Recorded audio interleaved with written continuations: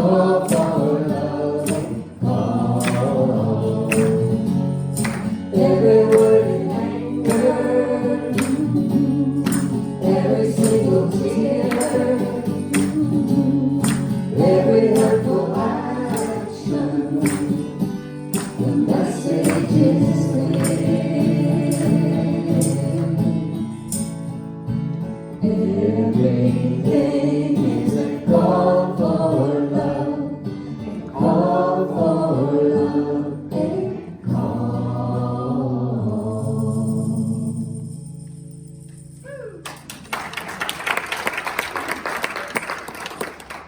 Thank you, David.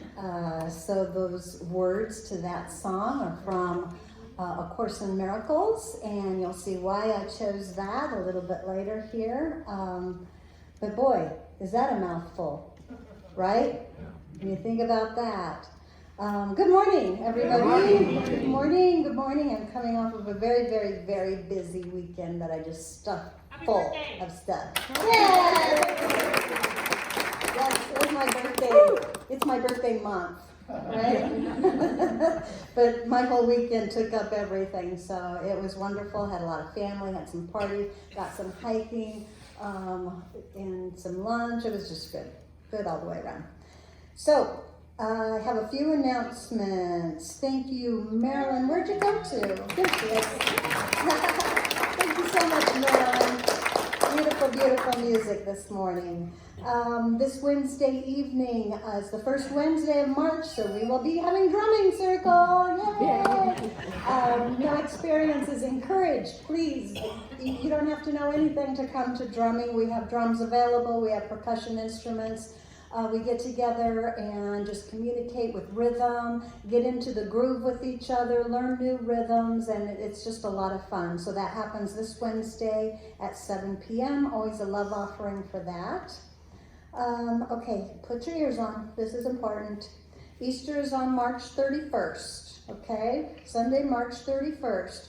The choir will perform our songs at that Easter service. But we are also, I wonder if you remember this, early labyrinth walk and a potluck breakfast afterwards. So we set up the labyrinth mat in here, and this just transforms into just a beautiful sacred labyrinth walk in the sanctuary here early in the morning. This is really vague. I don't even know what time. I thought we did that from 7 to 8. 7 to 8. And then we have the breakfast at 8. So the breakfast will be a potluck breakfast. Bring whatever you choose, and whoever is here, we'll set up the tables downstairs and have a nice breakfast in the morning as we clean up the labyrinth up here, and then have Sunday morning service with the choir. So choir practice is going on. Go ahead. Yes, so we met last week for the first time. If you missed that, you're welcome to jump in anytime here.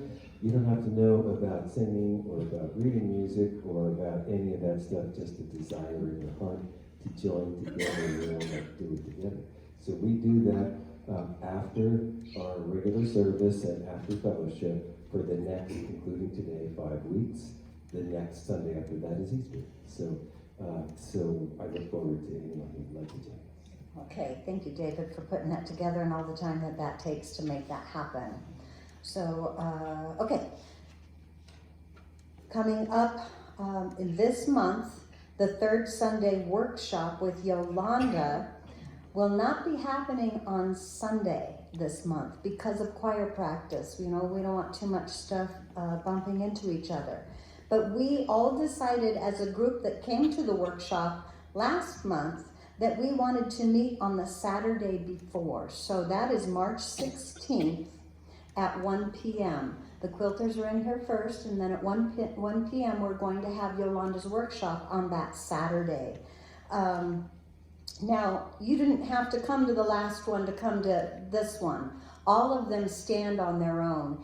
And who all came to the last one? Some pretty powerful stuff going on there. You can ask people who came, and also some people working with Yolanda privately, but she has a lot to offer, and I'm really excited about we'll get 12 of those, or at least 11 of those. I'm not sure if that will work out in December or not. So change in that. Saturday, March 16th at 1 p.m. will be her workshop. Those also are a love offering.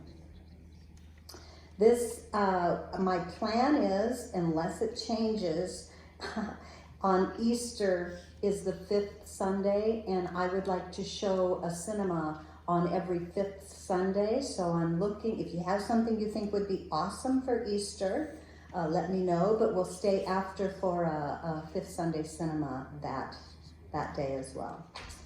All right, I think that we are finished with announcements and ready to speak our purpose statement together here.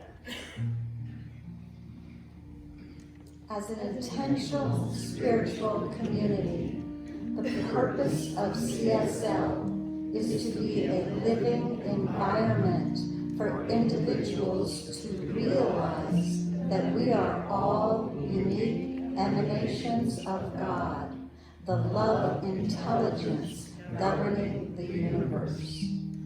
We embody the truth of our oneness with God, and we consciously practice this truth in our everyday life. Through the exploration of new thought, ageless wisdom, and the energy of unconditioned love, we are dedicated to individual transformation and to being a beneficial presence in the world.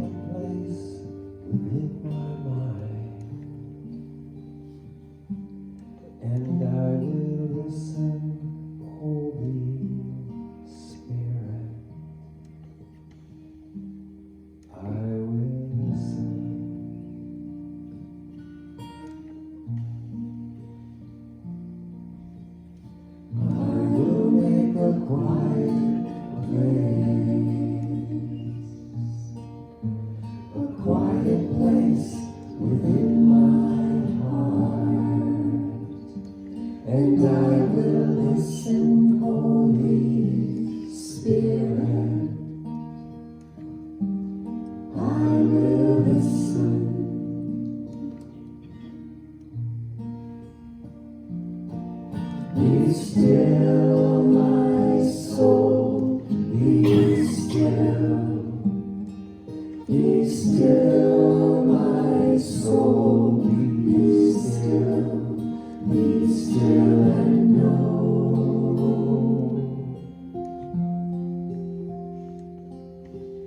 I will make a quiet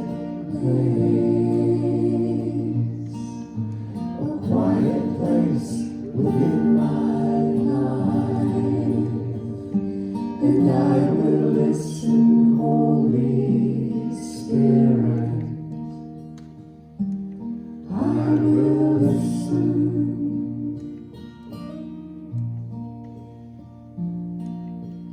I will make a quiet place. I will make a quiet place. I will make a quiet place.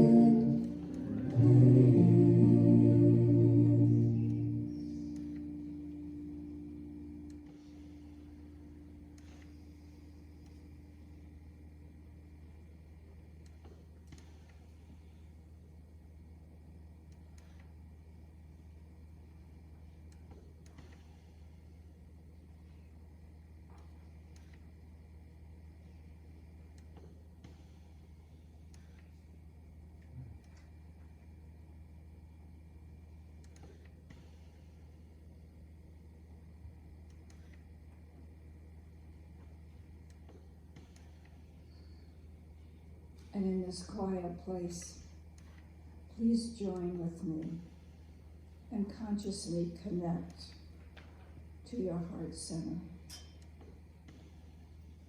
And as I feel this essence within myself, I know there is only one life, one power, one presence, one love. It is the creator of all that is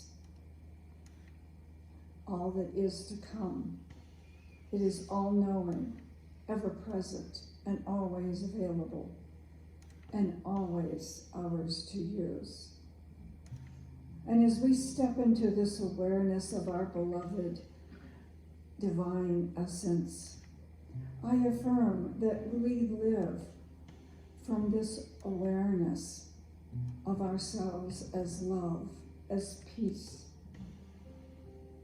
And we surrender into this peace, this love and bliss that we experience when all is well in our world. Releasing effort and struggle and shifting our perspective.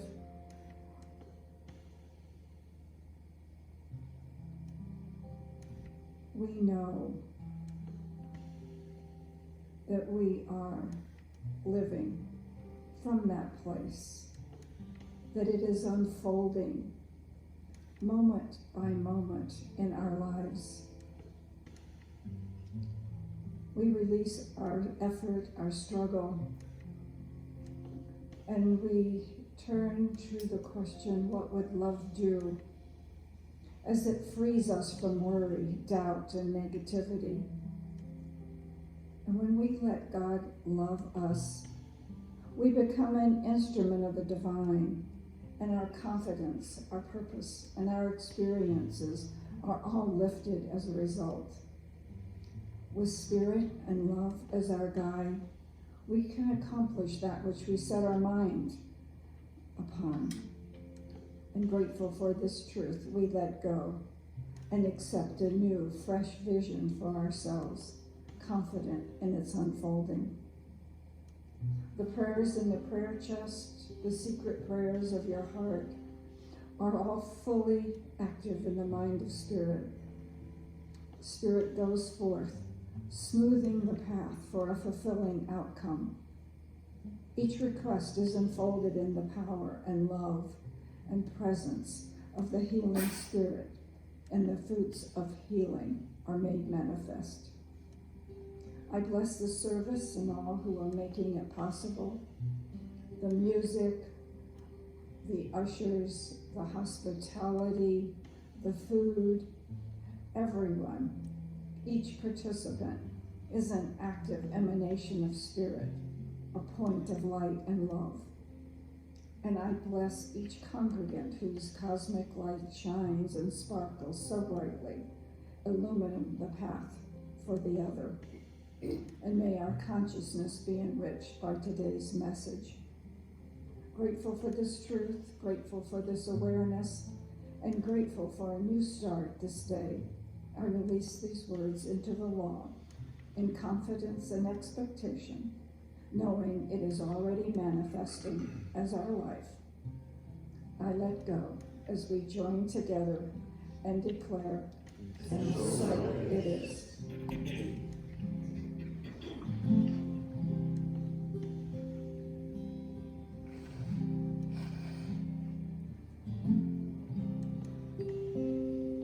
Get ready, my soul. I'm diving in. Get ready, my soul. I'm diving in to the deepest kind of love,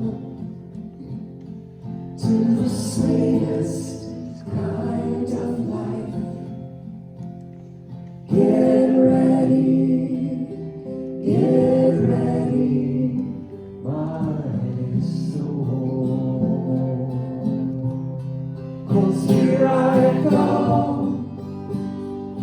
deeper, deeper. Deeper than I've ever been before. Here I go. Closer, closer. Closer to my sacred source. Here I go. Deeper, deeper. Deeper than I've ever been before. Here I go. Closer, closer. Closer to my sacred source.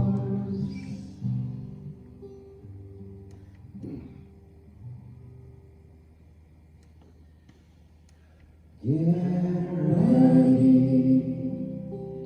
Get ready, my soul.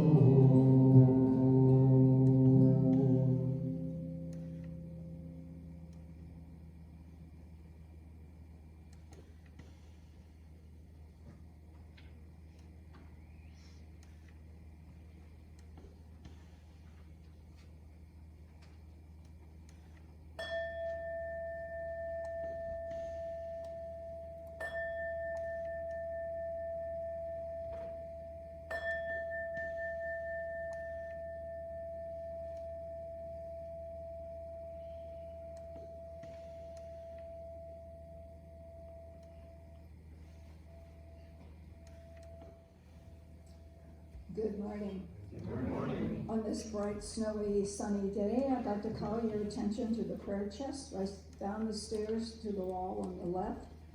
If there is something that is heavy on your heart, something that you just need a little oomph for, please leave your concerns, your worries here in the prayer chest, and the practitioner will be doing affirmative prayer on your behalf this week. There is no problem, no seemingly confused situation to which the answer is not already known to the divine mind. In truth, then, there is no problem. From Jack and Cornelia Addington. And from Ernest Holmes, the answer to every problem already exists in the mind of God, and you are in the mind of God, and the mind of God is flowing through you this minute.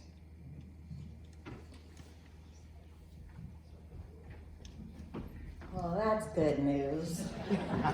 Right? Thank you, Lou. Wasn't Lou on fire this morning in her prayer? Yikes. Yeah. When you let God love you. I love that. That just brought me like to my knees. All right. Okay, well, here we are, brand new month. I've chosen a book. We're doing books every month. I've chosen this book that was written in 1992, A Return to Love by Marianne Williamson. Let's have a show of hands who've read this. Yeah, it's been around for a while. How recently have you reread it? Right? And so, truth never gets old. And her subtitle is Reflections on the Principles of A Course in Miracles. So let me ask it this way. Who has not heard of or studied or delved, into A Course in Miracles ever? Not. Who has not? So it might be your first barbecue with Marianne. Okay, so that's great. I picked up this book and started reading it again. Sometimes I just see things and I'm like, okay, this has come to my attention, so I'm going to pick this up. And you know what? I needed this. So because I needed this, and this is serving me right now, this is what I'm going to serve up in here today. And it's not for sissies. So it is a deep practice. You may not like what it has to say, some of it, but I find it is very much in alignment with the principles of science of mind, and what we teach here is written in just a little bit different way. So I'm going to give you a little bit of a background on A Course in Miracles, even if you've read it and know about it and heard a million zillion quotes on it. Maybe you don't know the background of it. So Helen Schuckman, PhD, was a most unlikely person to scribe A Course in Miracles, as was William Thetford, PhD, the person to assist her. In reality, in the psychology department of Presbyterian Hospital in New York, which Dr. Thetford headed and where they both worked, Helen was his assistant. Both also held positions at Columbia University's College of Physicians and Surgeons, where Dr. Thetford was professor of medical psychology and Dr. Schuckman as associate professor. So at the time, Helen Schuckman not only had considered herself an atheist, but she also felt that any spiritual type material, such as eventually appeared in the Course in Miracles, was rubbish. So the story went on where Helen Schuckman really resisted writing any of these materials for a long time. It scared her. She didn't believe in it. She thought she was going crazy. And with the help of Bill, her assistant in writing, she was really his assistant, she just continued to keep somewhat of an open mind, but really it just wouldn't let her go until she wrote it. So after much resistance to images and messages Helen was receiving in her mind, she was receiving these crazy messages in her mind. With the support of Bill, she began to scribe the inner voice that she was hearing. And so this was the first message that came through. This is a Course in Miracles. It is a required course. Only the time you take it is voluntary. Free will does not mean that you can establish the curriculum. It means only that you can elect what you want to take at any given time. The course does not aim at teaching the meaning of love, for that is beyond what we can be taught. It does aim, however, at removing the blocks to the awareness of love's presence, which is your natural inheritance. The opposite of love is fear. But what is all-encompassing can have no opposite. This course, therefore, may be summed up very simply this way. Nothing real can be threatened. Nothing unreal exists. Herein lies the peace of God. Let that sink in for a minute. Nothing real can be threatened, and nothing unreal exists. Herein lies the peace of God. So it took her over 7.5 years to write this material. And then there was more. Then there was a workbook, and she was just like, oh my God, now there's a workbook, And so she did diligently write it all down, and eventually changed their lives, her and Bill's lives, the messages that came through. So A Return to Love was written by Marianne Williamson, who, in my opinion, of course, I don't know all of the A Course in Miracles teachers, but she is one of the very best teachers of the Course.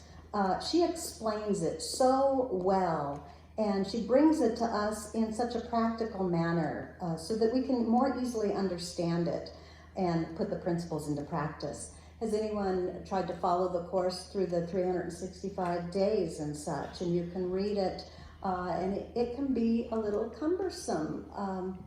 But Marianne, ooh, she just has a way. She has a way with words and a way of, she was meant to do this work.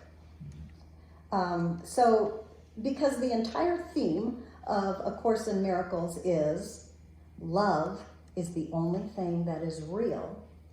Love is all there is. Anything unlike only exists as an idea in our personal belief system. Because of that, I'm sharing these ideas to help us let go of fear as a path to fearlessness, which is our theme for the whole year. So in the last months, we've heard a common thread throughout the book choices for January, February, and March. Love is always the answer to fear. So if we're looking to be more fearless, then it makes sense to study more love, right? So that's what we're doing here. She begins her book by explaining the language that's used in the course, which is, the course is a complete volume of spiritual wisdom that has been brought forth in like the language of Christianity. So let me just read the beginning, what she says here at the very beginning of her book. Make sure I'm on the right thing I want to read. Yes. One day in 1977, I saw a set of blue books with gold lettering sitting on someone's coffee table in New York City. I opened to the introduction. So the introduction is exactly what I just read, the first words that came to Helen Schuckman. She says, I noticed Christian terminology throughout the books. This made me nervous. It used traditional Christian terms, but in decidedly non-traditional and non-religious ways. She says, I was struck, as most people are, by the profound authority of its voice. It answered questions I had begun to think were unanswerable. It talked about God in brilliant psychological terms, challenging my intelligence and never insulting it. It's a bit cliche to say this, but I felt like I had come home. The course seems to have a basic message: relax. I was confused to hear that because I had always associated relaxing with resigning. I had been waiting for someone to explain to me how to fight the fight or to fight the fight for me, and now this book suggested that I surrender the fight completely.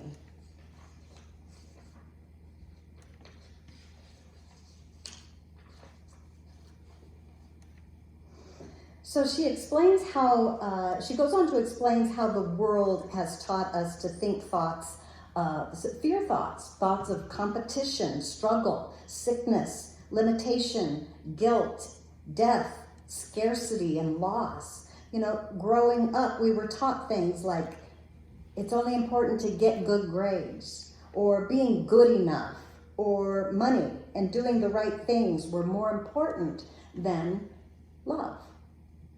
Anybody relate to that growing up? Yeah. We were taught that we're separate from each other, that we have to compete to get ahead, that we're not quite good enough the way we are. And it's nobody's fault.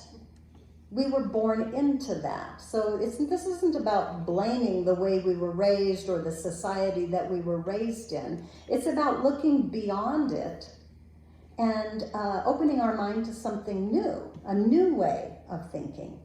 So let me read again here.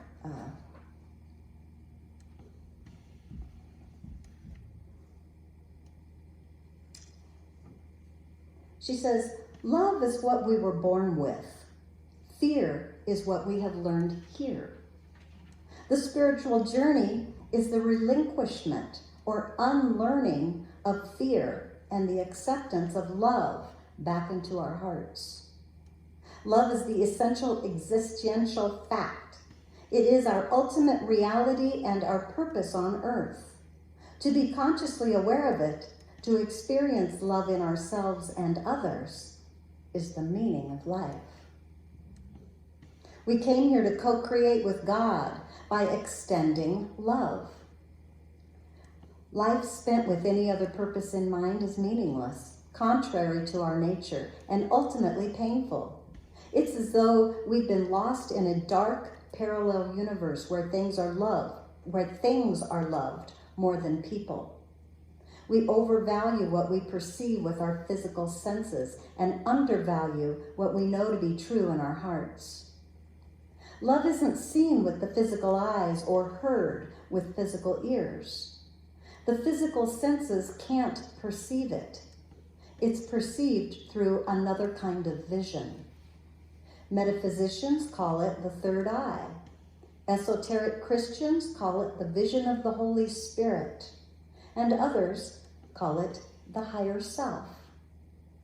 Regardless of what it's called, love requires a different kind of seeing than we're used to, a different kind of knowing or thinking.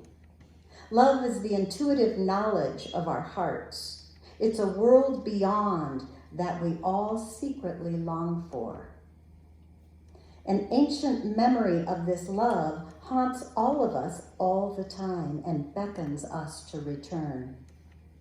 Love isn't material, it's energy. It's the feeling in a room, a situation, a person. Money can't buy it. It has nothing at all to do with the physical world, but it can be expressed nonetheless. We experience it as kindness, giving, mercy, compassion, peace, joy, acceptance, non-judgment, joining, and intimacy. When fear is expressed, we recognize it as anger, abuse, disease, pain, greed, addiction, selfishness, obsession, corruption, violence, and war.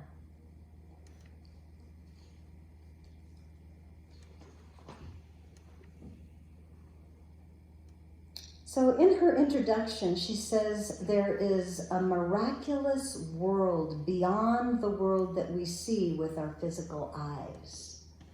I think that's the world, that's what Rumi talks about, the field Rumi talks about, right?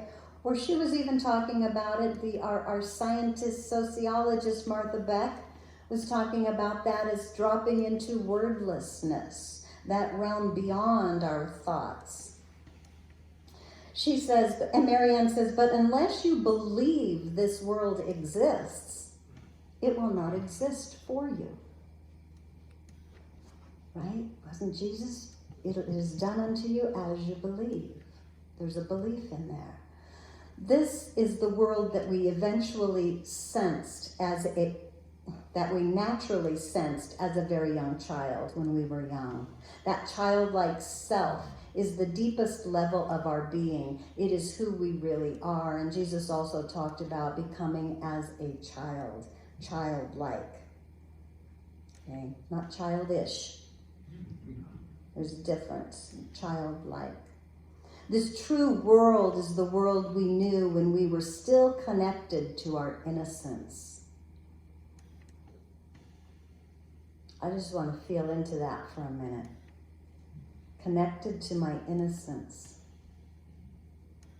That's hard for some people. What about connected to your innocence? Someone else's innocence? That's our spirit. It's actually the same world that we see now, but from a different perception. It's from the perception of oneness or love. Not a different world, a different way of seeing the same world. The perception of oneness. Again, Martha Beck just taught that, didn't she? Drop into wordlessness and then into the idea of oneness, where we're all the same in that field. I'll meet you there. It's easily retrieved because perception is a choice. The veil covering this miraculous realm of unconditional love lifts when we believe that the realm is there. She says that's what a miracle is. A miracle is the lifting of the veil by a shift in our perception from fear to love. Her book is divided into two parts, the principles and the practice.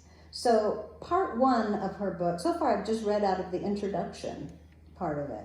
And part one of her book, it talks about the principles of the Course in Miracles. And so she goes into her own interpretation.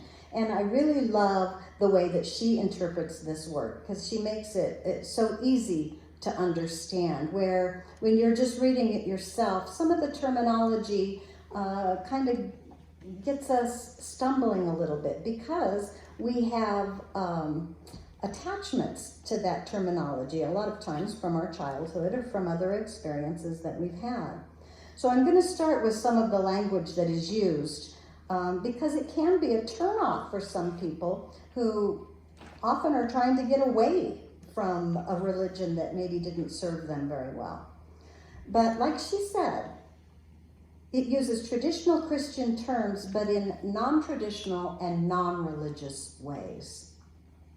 So this whole month, we're going to look at some of those terms, and we're going to listen to Marianne's interpretation of the terms. So I'm going to start with the term, the biggie, the big kahuna, God.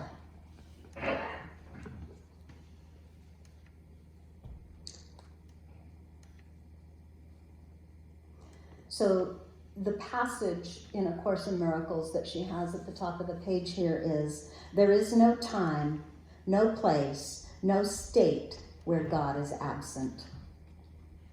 Sound familiar?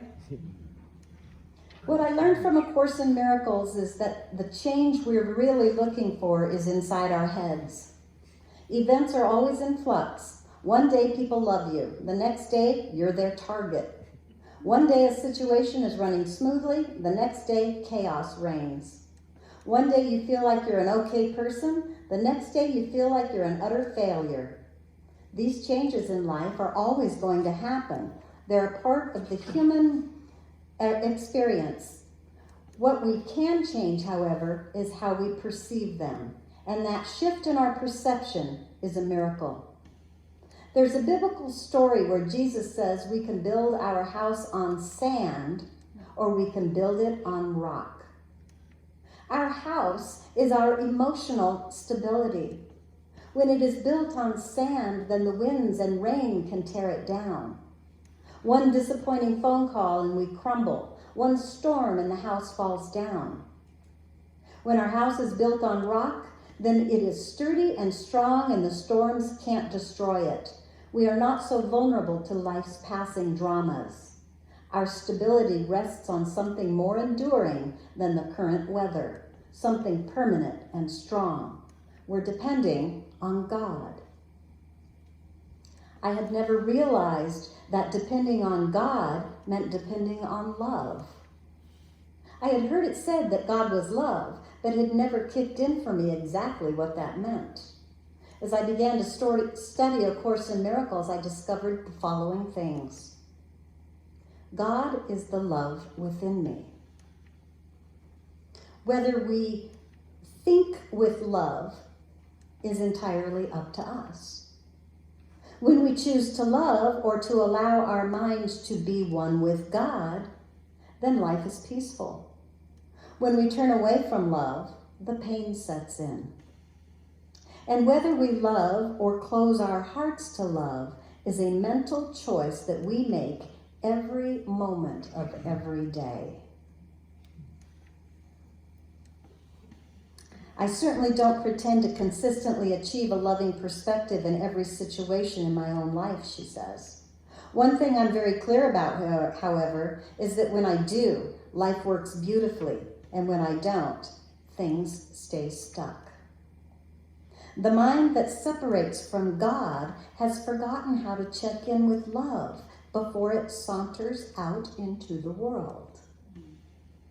Without love, our actions are hysterical. Without love, we have no wisdom. By affirming that love is our priority in a situation, we actualize the power of God. Affirming that love is a priority in any situation, we actualize the power of God. Once we get to the point where we realize that God is love, we understand that following God simply means following the dictates of love.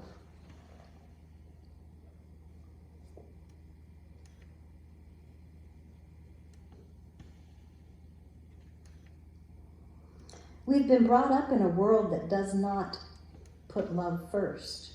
And where love is absent, fear sets in.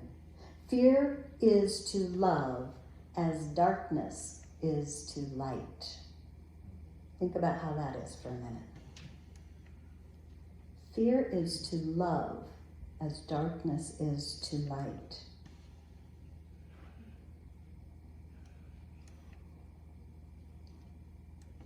God is not the author of fear.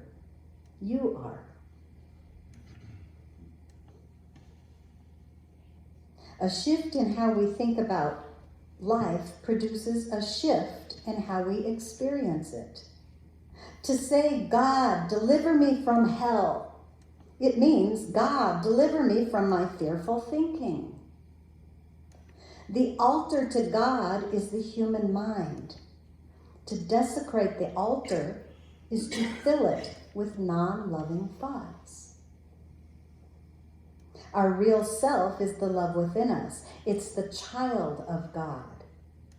The fearful self is an imposter. The return to love is the great cosmic drama, the personal journey from pretense to self, from pain to inner peace.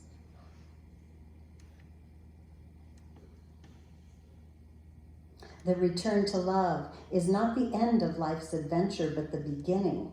It's the return to who you really are. I'm going to read that's the end of the chapter of God. Of course, I didn't read the whole thing, but highlighted some of that. And now, the next chapter, she's talking about you. You are a child of God. The perfect you isn't something you need to create, because God already created it. The perfect you is the love within you. Your job is to remove the fearful thinking that surrounds your perfect self. God has lit your mind and keeps your mind lit. God's light is what your mind is. Psychologist Carl Jung posited the notion of the collective unconsciousness, an innate mental structure encompassing the universal thought forms of all of humanity, the collective.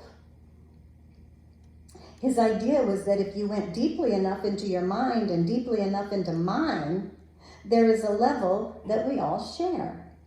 The Course goes one step further. If you go deeply enough into your mind and deeply enough into mine, we have the same mind. How about that? The concept of a divine or Christ mind is the idea that at our core, we are not just identical, but actually the same being.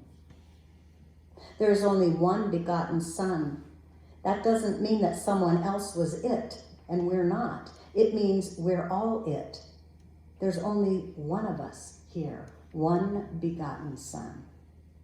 We're like the spokes on a wheel, all radiating out from that same center. If you define us according to our position on the rim, then we seem separate and distinct from one another. But if you define us according to our starting point, our source, the center of the wheel, we're a shared identity. If you dig deep enough into your mind and deep enough into mine, the picture is the same. At the bottom of it all, what we are is love. God, yeah, that's a good answer too. Love. The word Christ is a psychological term. No religion has a monopoly on the truth. Christ refers to the common thread of divine love that is the core and essence of every human mind. The love in one of us is the love in all of us. There's actually no place where God stops and you start, and no place where you stop and I start. Love is an energy, an infinite continuum. Your mind exists into mine and into everyone else's. It doesn't stay enclosed within your body. Just as a sunbeam can't separate itself from the sun, and a wave can't separate itself from the ocean, we can't separate ourselves from one another. We are all part of a vast sea of love, one indivisible divine mind. This truth of who we really are doesn't change. We just forget it. We identify with the notion of a small, separate self instead of the idea of the reality that we share with everyone. We are holy beings, individual cells in the body of Christ. Accepting the Christ, did you ever hear that term? Accepting the Christ, she says, is merely a shift in self-perception. We awaken from the dream that we are finite, isolated creatures, and we recognize that we are glorious, infinitely creative spirits. We awaken from the dream that we are weak, and we accept that the power of the universe is within us.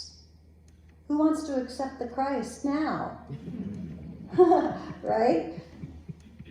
Focus on Christ means focus on the goodness and power that lie latent within us in order to invoke them into realization and expression. We get in life that which we focus on. Ever hear that? I accept the Christ within means, I accept the Christ within means I accept the beauty within me as who I really am. I am not my weakness. I am not my anger. I am not my small-mindedness. I am much, much more. And I am willing to be reminded of who I really am. Let's do that again. Close your eyes and just receive this, okay? I accept the Christ within. I accept the beauty within me as who I really am. I am not my weakness. I am not my anger. I am not my small-mindedness. I am much, much more. I am willing to be reminded of who I really am. So it is. So it is. We have a song for you.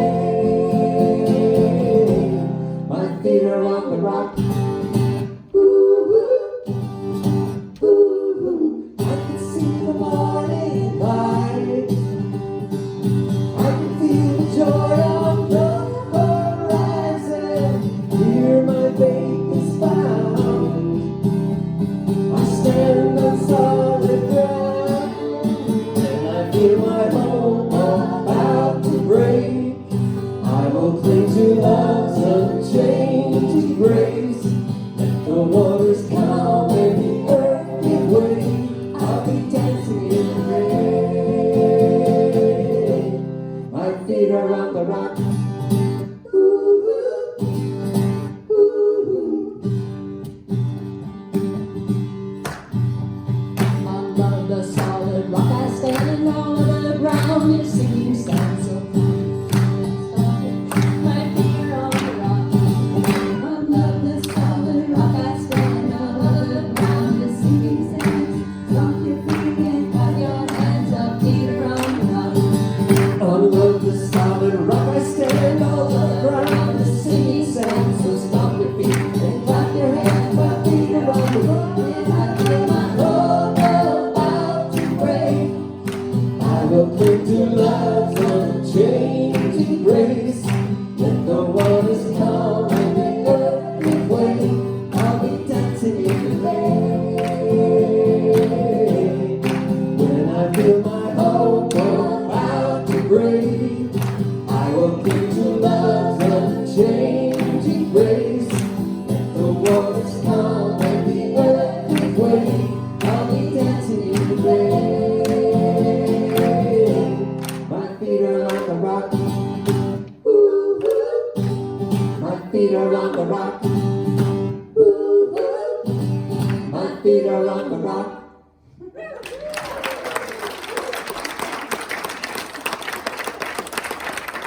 Oh, thank you, David. Thank you so much.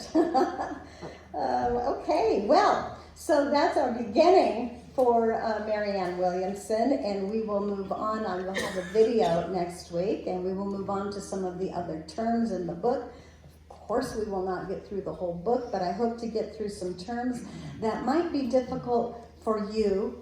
And I'm thinking that because they were kind of difficult for me. I didn't really understand them until she explained them, and I was so much better with them. So anyway, that is that. Where are we at? God, you are. You ready?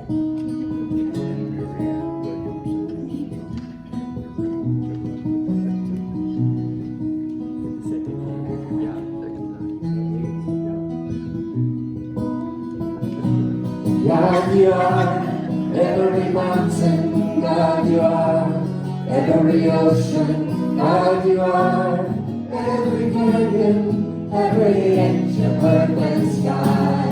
God, you are every morning. God, you are every midnight.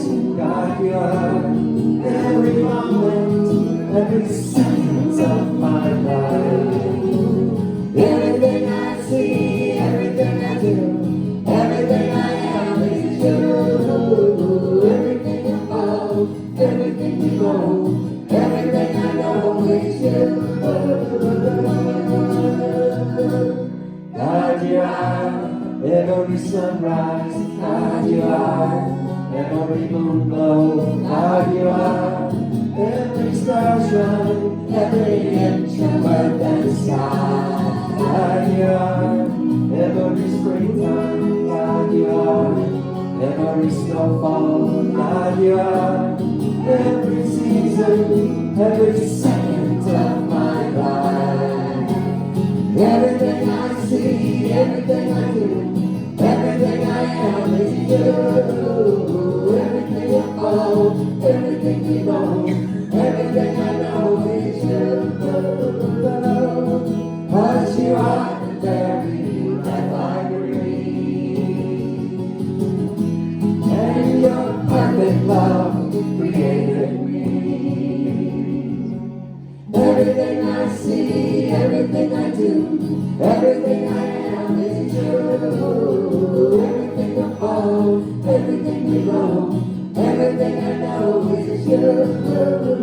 Everything I see, everything I do, everything I am is you. Everything above, everything below, everything I know is you. Everything I see, everything I do, everything I am is you. Everything above, everything below, everything I know is you.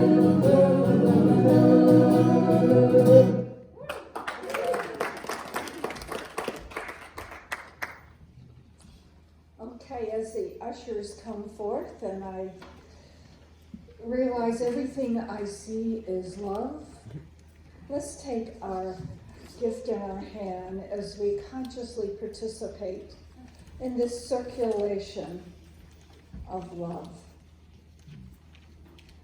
And with this circulation. I know that my gift goes forth from the place of abundance from where I received it into its circulation, doing more and more expression of God's love. And so it is, and our affirmation: Every cell in my body vibrates with love and abundance. Of the Course of Miracles. Hold it. I messed up. I am The light of the world, that is my only function, that is why I am here. to know, right? I am the light of the world, that is my only function, that is why I am here. I am the light of the world, that is my only function, that is why I am One more time. here. I am the light of the world, that is my only function, that is why I am here.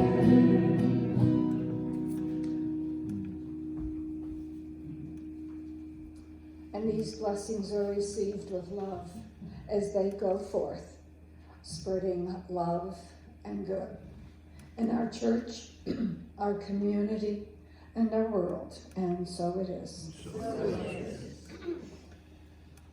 you, Lou. Thank you so much. I just would like to welcome anyone who is here for the first time. Welcome to the center. We have some refreshments and coffee and great conversation and fellowship going on downstairs. And we're going to call you up pretty quickly after that to come up for our annual meeting. That will happen. And then we have choir practice after that. So if you're able to stay for that, we would love you to do that as well. The prayer chest is in the lobby, down the steps to the left. Please, if you have a challenge or an issue that is taking up space in your mind that you keep worrying about, please turn that over to God by writing a prayer request and putting it in the box. And just consciously say, when you put this in the box, recognize that you're turning this over to God and really let go of that. That's a really great letting go practice. And then our licensed practitioner, Lou, she will take those, she'll keep all of your prayers confidential. She'll take those home and she'll pray on your behalf for the entire week for you. So that is just an awesome service that Lou gives to us. It just volunteers her time to pray for us. So I really encourage you to use that prayer chest, and let's show Lou some love. Thank you,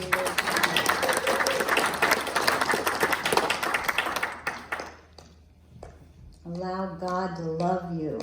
I love that, Lou. Thank you for that. Okay. Sign up for class if you're going to. So I have a final count on books happening. The bookstore is open if you'd like to go in there and look around. Otherwise, I think we're good for claiming our good. So we have all new up here. I'm going to give you a second just to read over that. Yikes. Number 2, huh? Okay, here we go. One voice all the way down. Love holds no grievances. Only my own forgiveness sets me free. I am open to receiving miracles in my life. A miracle is a shift in perception from fear to love, and so it is. I'm in the right place At the right time, I am just where I'm supposed to be. I'm in the right place at the right time. I am just where I'm supposed to be.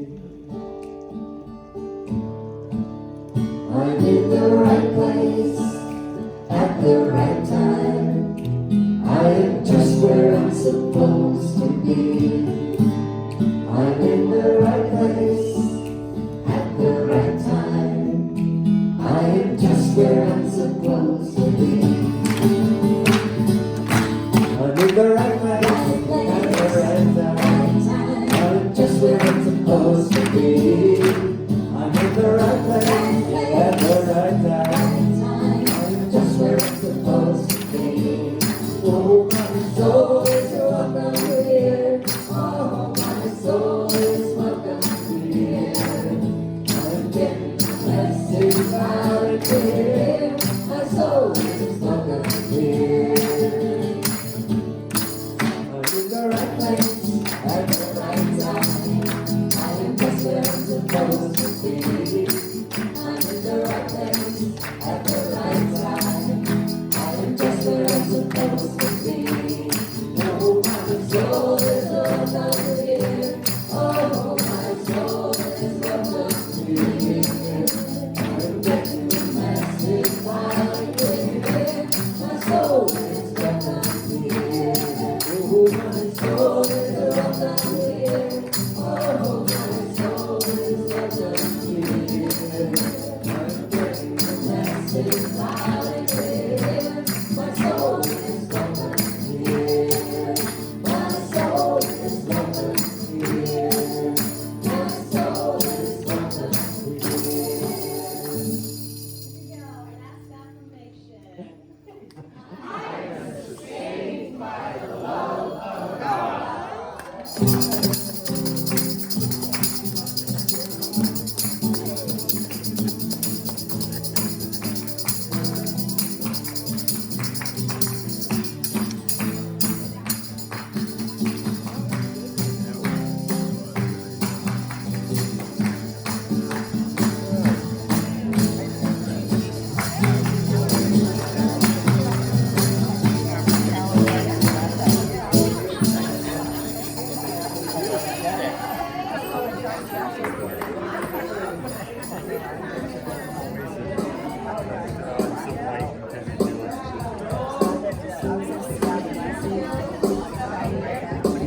Thank you.